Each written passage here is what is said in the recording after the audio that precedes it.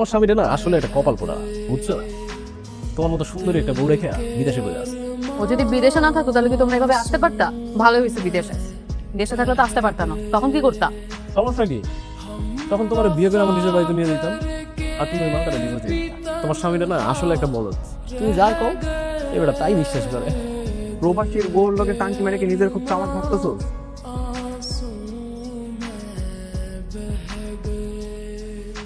আমার টাকা দিয়ে চিকেন চাপ আর আমার কস বলদ।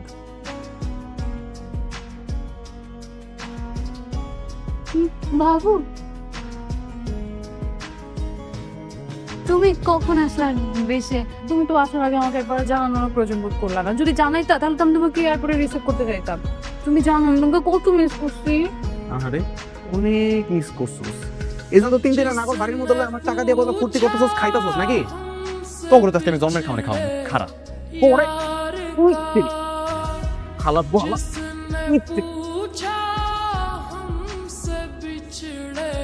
আমার জমি জমা সবকিছু আত্মসাৎ করছস, আমার শরীর ওপর করে এইভাবে হঠাৎ করে কোনো কিছু না বলে দেশে চলে আসাটা কাজটা ভালো হয়নি জামাই। আহা গো, কত বড় একটা অন্যায় করে ফেলাইছি, কত অসুবিধা হয়ে গেল আপনাকে। মেয়ের জামাই টাকা পয়সা পাঠাইতেছিল, কপ কপ করে খাইতেছিলেন, কাউরে কোনো কৈফিয়ত দেওয়া লাগে নাই। এখন তো সামনে এসে দাঁড়াই গেছি, সব বন্ধ হয়ে যাবে, এই টেনশন আছে নাকি? চলে আসতো তাড়াতাড়ি কর, দেখি কি গহনা কাটি নিয়ে আসছে। কিছুই তো নাই মা। দেখতে কি লিখছে এখানে?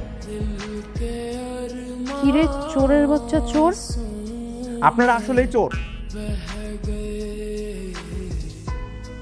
আর তুই যত বড় চোর তার থেকে বেশি তোর মা।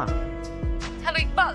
হ্যাঁ বাবু বলো। আবার কি বলছে জানো? বলছে যে সোনা দানা সম্পত্তি যা কিছু আছে না ওগুলো সব ওর নামে করে দিতে। আবার তুমি একটা কাজ করবা, তুমি আজকে রাতে একটু আসো, আমি এগুলো সব তোমাকে দিয়ে দিই।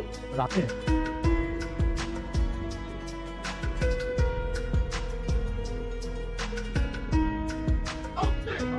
দুলা ভাই আসসালামু আলাইকুম। ওয়ালাইকুম আসসালাম। কেমন আছেন দুলা ভাই? তোর মতো কুত্তা লেগে গেলে ভালো থাকতে পারি গো? ভাবতেছি একটু কুত্তা পিঠা কেমন করে এখন। দুলা ভাই খাইলে দিলেন আর কোনোদিন আসবো না।